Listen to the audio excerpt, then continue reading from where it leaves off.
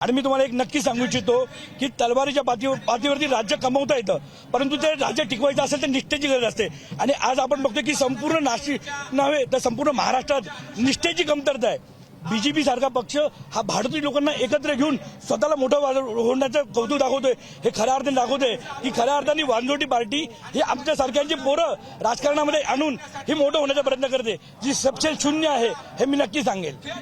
तुम्ही म्हणताय त्याप्रमाणे की भाजपमध्ये म्हणजे निष्ठा नाहीये, निष्ठावान नाहीयेत, ते भाडोत्री लोक घेतात, पण मनसेकडचे निष्ठावान सुद्धा सोडून गेलेले आहेत। मधल्या काळामध्ये मुंबईमध्ये पाहायला मिळालेलं आहे, काही इकडे सुद्धा मोठ्या प्रमाणावर नगरसेवक भाजपकडे गेलेले, म्हणजे निष्ठा राहिली नाहीये, ती एकूणच राजकारणात राहिलेली नाहीये। निष्ठा राहिलेली नाही, निष्ठावान लोक आहेत तिथेच आहेत, परंतु निष्ठा ही पैशाच्या जोरावरती विकत घेण्याचे धाडस हे भाजपा करते। आणि आज त्याची परिणती म्हणून आज हा पूर्ण जनसमुदाय आलाय, हा निष्ठावंतांचा आहे, हा भाडोत्री लोकांचा नाही तर निष्ठेसाठी आलेले ज्यांच्याकडे काही नसताना पण हे लोक एवढे पाठीचे, याचाच अर्थ निष्ठावंत लोक इथे आहेत।